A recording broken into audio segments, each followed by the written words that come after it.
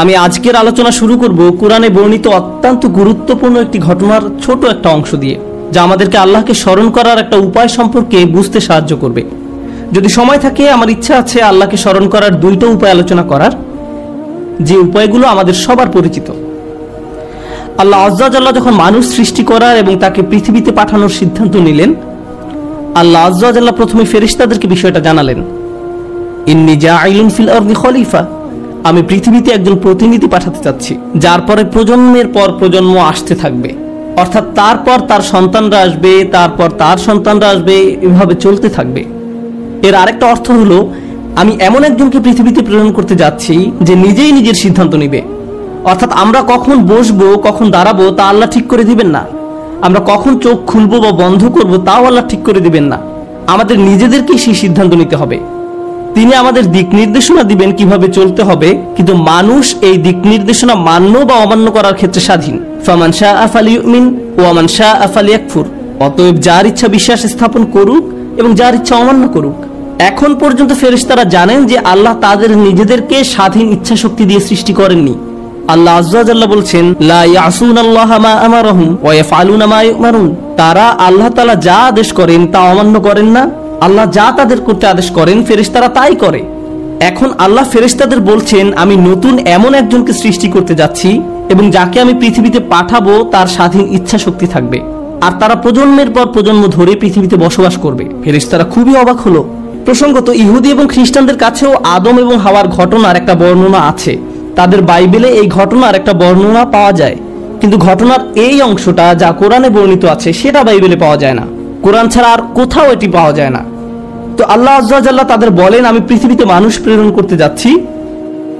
তখন তারা বলল, আতাজালু ফিহা মা ইউফসিদু ফিহা ওয়া ইয়াসফিকুদ দিমা, আপনি কি সেখানে এমন কাউকে সৃষ্টি করবেন যে তাতে ফাসাদ করবে এবং রক্ত প্রবাহিত করবে?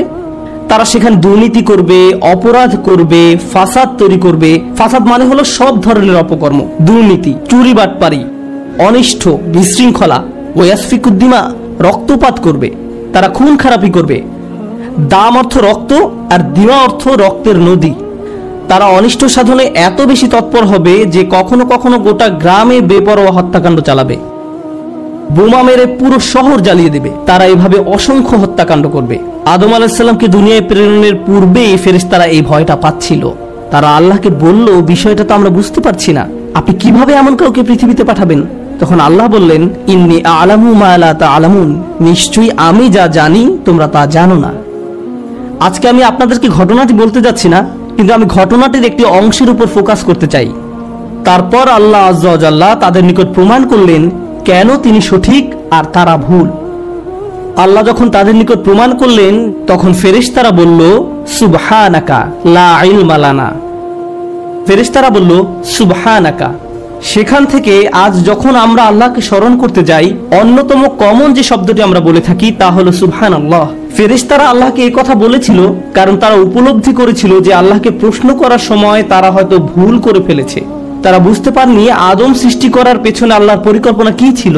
তারা ব্যাপারটা নিয়ে উদ্বিগ্ন ছিল। তারা ভাবছিল আল্লাহর পরিকল্পনা কি হতে পারে, কারণ তারা আল্লাহর পরিকল্পনায় বিজ্ঞতাটি দেখতে পায়নি, তারা উদ্দেশ্যটি বুঝতে পারেনি, কিন্তু আল্লাহ জানতেন।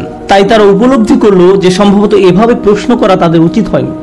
যখন কেউ আল্লাহ সম্পর্কে এমন কিছু বলে বা চিন্তা করে যা তাদের চিন্তা করা উচিত হয়নি, যখন কেউ অনুভব করে যে সে হয়তো আল্লাহর সাথে অশোভন আচরণ করে ফেলেছে, ঠিক তখন ফেরেশতাদের মতো তারও উচিত সুবহানাল্লাহ বলা। আপনি কতই না পবিত্র। সুবহানাল্লাহ শব্দটি তাসবিহ বা সাবাহা শব্দ থেকে এসেছে, যার মানে হলো কোনো কিছুকে তার সঠিক মাত্রায় রাখা। অর্থাৎ আল্লাহ তাআলা পবিত্র, নির্ভুল। আল্লাহর পরিকল্পনা নির্ভুল, তোমরা বোঝো বা না বোঝো।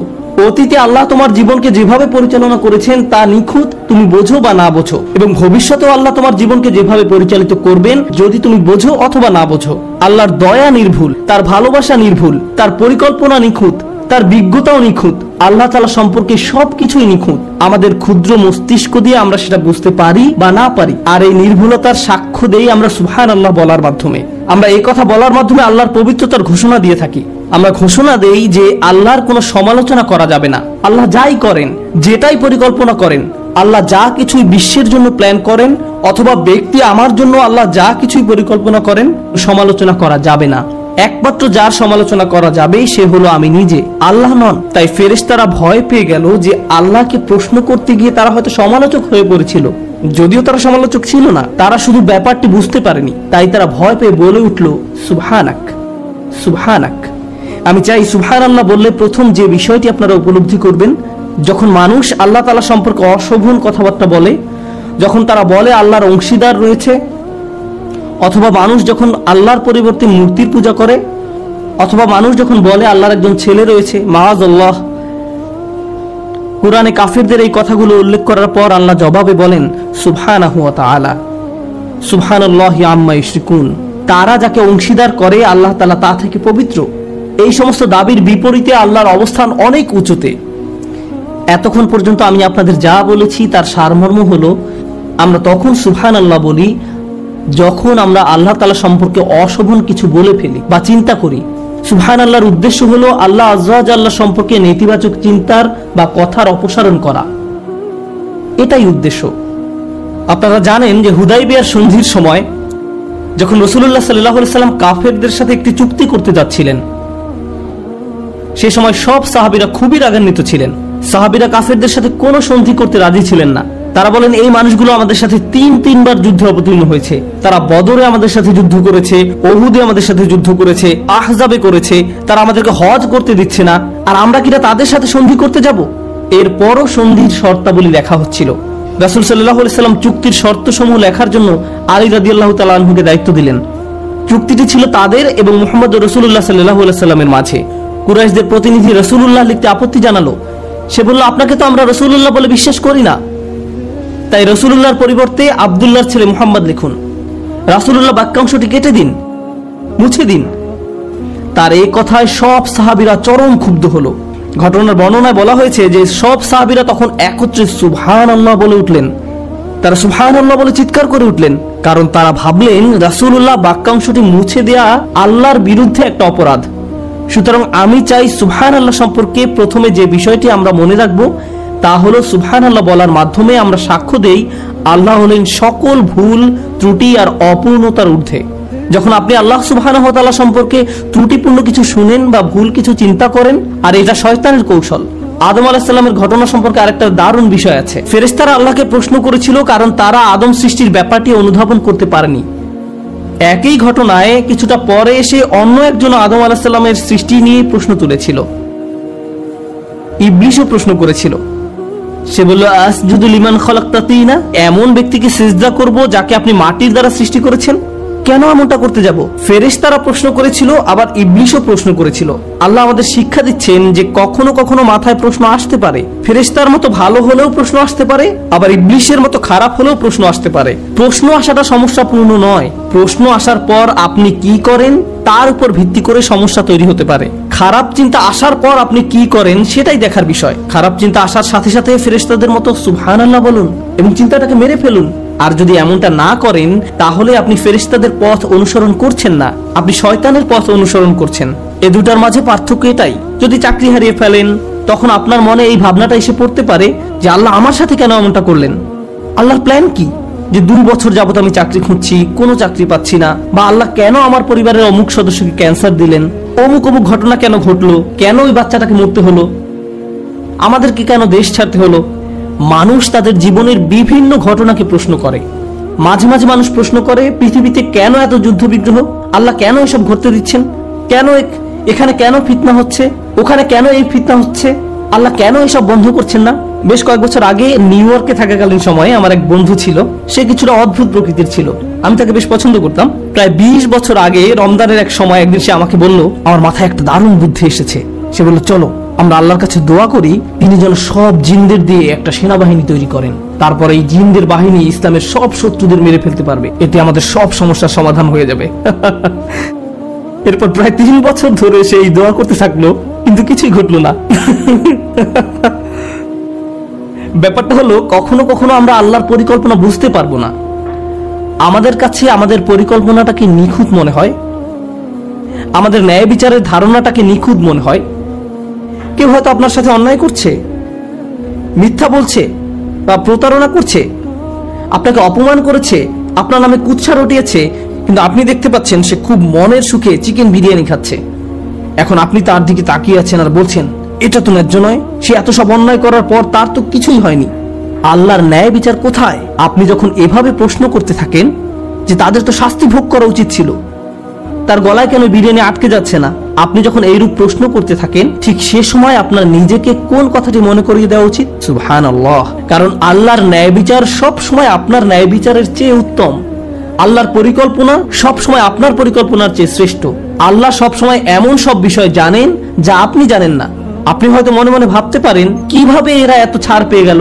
ভাবছেন আল্লাহ হয়তো কোনোভাবে তাদের ছেড়ে দিয়েছেন। কিন্তু এভাবে চিন্তা করার অর্থ হলো আপনার মাথায় কোনো এক জায়গায় এই চিন্তাটা ঘুরপাক খাচ্ছে যে আল্লাহ ন্যায় বিচার করেননি। আর যদি মনে করেন আল্লাহ ন্যায় বিচার করেননি, আর সেজন্য এই চিন্তা থেকে একটু পেছনে সরে এসে আপনাকে বলতে হবে, সুবহানাল্লাহ, হে আল্লাহ, আপনি নিখুঁত, ত্রুটিহীন, আপনি পবিত্র। বুঝা গেল? এটাই সুবহানাল্লাহর প্রকৃত অর্থ।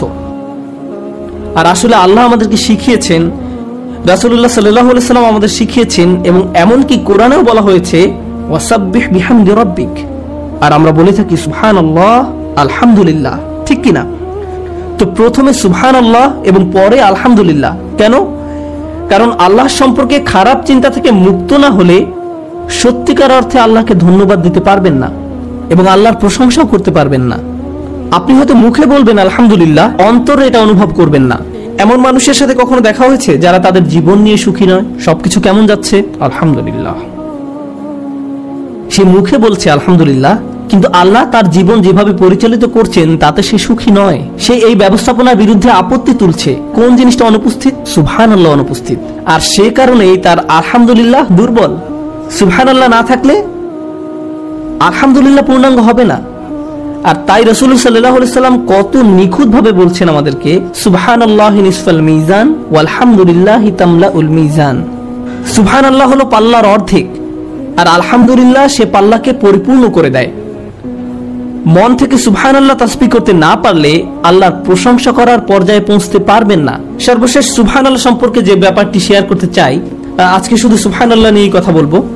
ভেবেছিলাম যে আজকে সুবহানাল্লাহ এবং আলহামদুলিল্লাহ উভয়টা নিয়ে কথা বলবো, কিন্তু আগামী পরশু ইনশাআল্লাহ আমরা আলহামদুলিল্লাহ নিয়ে কথা বলবো, যেন আমরা এই দুই বাক্যের কদর করতে পারি। চলুন আজকে শুধু সুবহানাল্লাহ নিয়ে কথা বলি। সুবহানাল্লাহর একটি দিক হলো নেতিবাচক চিন্তাকে দূর করে দেয়া, কিন্তু এর আরো একটা দিক রয়েছে।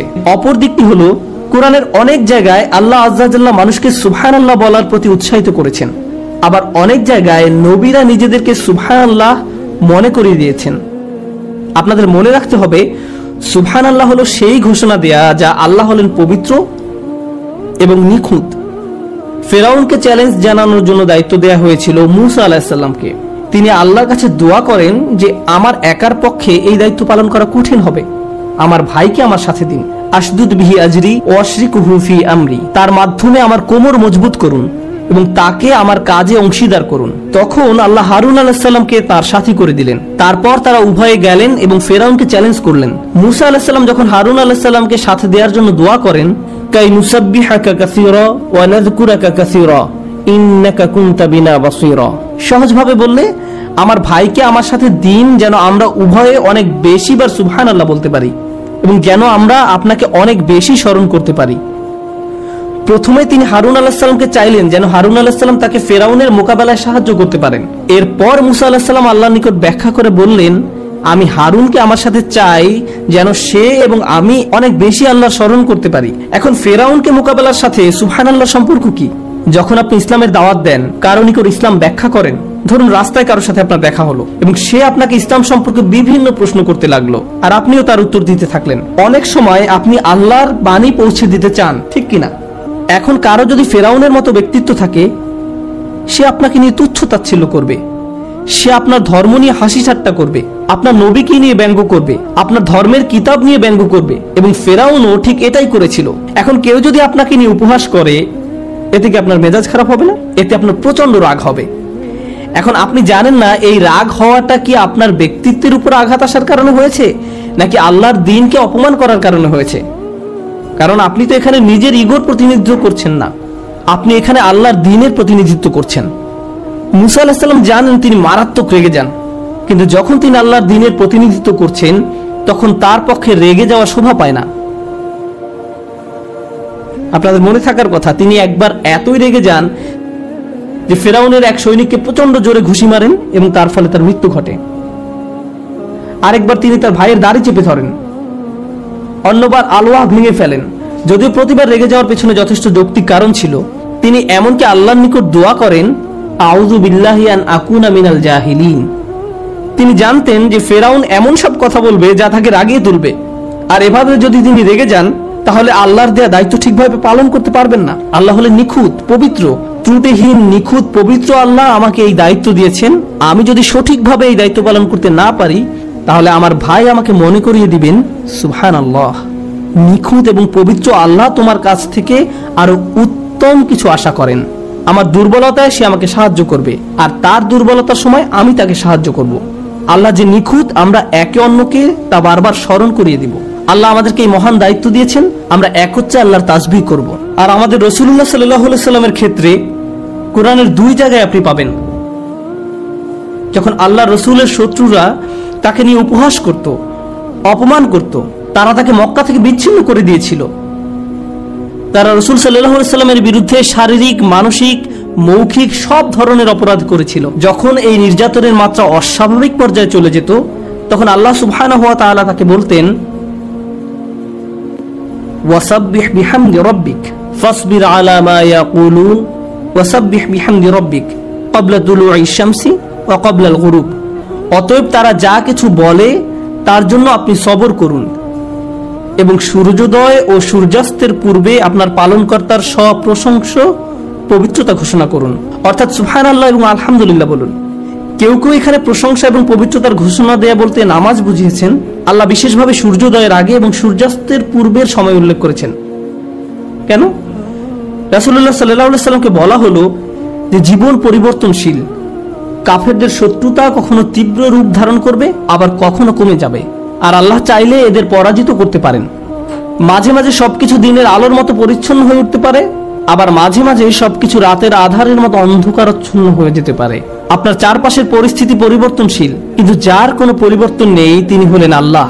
আল্লাহ হলেন নিখুঁত এবং পবিত্র। তাই যখন আপনি দেখবেন আলোকিত আকাশ অন্ধকারাচ্ছন্ন হয়ে পড়েছে বা অন্ধকারাচ্ছন্ন আকাশ আলোকিত হয়ে উঠছে, তখন মনে রাখুন আল্লাহ যদি এই মহাবিশ্বকে পরিবর্তন করতে পারেন, তিনি আপনার অবস্থাও পরিবর্তন করতে সক্ষম এবং আপনার প্রতি আল্লাহর সমর্থন। সুবহানাল্লাহ। তারপর যখন অন্ধকার সময়ের অবসান হলো এবং চারিদিক আলোকিত হয়ে উঠল, অর্থাৎ যখন ইসলামের বিজয় হলো, ইযা জাআ নাসরুল্লাহি ওয়াল ফাতহ ওয়া রাআইতান নাসা ইয়াদখুলুনা ফি দীনিল্লাহি আফওয়াজা, যখন আল্লাহর সাহায্য এবং বিজয় আসবে এবং আপনি মানুষকে দেখবেন দলে দলে আল্লাহর দ্বীনে প্রবেশ করছে, তখন আল্লাহ কি করতে বললেন? ফাসাব্বিহ বিহামদি রাব্বিকা ওয়াস্তাগফির। তখন আপনি আপনার পালনকর্তার সপ্রশংস পবিত্রতা ঘোষণা করুন এবং তার কাছে ক্ষমা প্রার্থনা করুন। এখন আবার আল্লাহর পরিপূর্ণতার এবং পবিত্রতার ঘোষণা দিন। কেন? কারণ খারাপ সময় যেমন সব সময়ের জন্য নয়, একইভাবে ভালো সময় সব সময়ের জন্য নয়। একমাত্র আল্লাহ সুবহানাহু ওয়া তাআলা সব সময়ের জন্য। তাই কঠিন সময়ে আল্লাহর পরিপূর্ণতার কথা মনে রাখুন, আবার ভালো সময়েও আল্লাহর পরিপূর্ণতার কথা মনে রাখুন। নিজেকে স্মরণ করিয়ে দিন আপনি এখানে সহজ একটি সময় পার করার জন্য আসেননি। সবকিছু সব সময় একই রকম থাকবে না। আপনার জীবনের কোনো কিছুর পরিবর্তন ঘটলে শয়তান চায় আপনি যেন আল্লাহর সিদ্ধান্তের বিরুদ্ধে প্রশ্ন তুলেন, যেভাবে সে প্রশ্ন তুলেছিল। শয়তান আল্লাহ সুবহানাহু ওয়া তাআলাকে দোষ দিয়েছিল, ফাবিমা আহওয়াইতানি, আপনি আমাকে পথ ভ্রষ্ট করেছেন, আপনি কেন আমাকে পথ ভ্রষ্ট করলেন, আপনি কেন আমাকে বিপথগামী করলেন, হে আল্লাহ এটা আপনার পরিকল্পনা ছিল। শয়তান এভাবে চিন্তা করেছিল, আর সে চায় আপনি আমিও যেন ঠিক একই রোগে আক্রান্ত হই। আর আল্লাহ আযজা ওয়া জাল্লা ফেরেশতাদের শিখিয়েছেন এই রোগের সমাধান হলো সুবহানাল্লাহ, আর তাদের মাধ্যমে তিনি আমাদের শিখিয়েছেন যেন আমরা সুবহানাল্লাহ ঘোষণা দিয়া মানুষদের অন্তর্ভুক্ত হতে পারি। আমি দোয়া করি আল্লাহ যেন আমাদেরকে তার তাসবিহ করা মানুষদের অন্তর্ভুক্ত করেন, আর তার তাসবিহ করার মাধ্যমে আমরা যেন আমাদের রব, আমাদের মালিক আল্লাহ সুবহানাহু ওয়া তাআলা সম্পর্কে অসমীচীন কোনো চিন্তা না করি, কোনো অনুভূতি বা শব্দ মনে আনা থেকেও দূরে থাকতে পারি। সুবহানাল্লাহিল আযীম।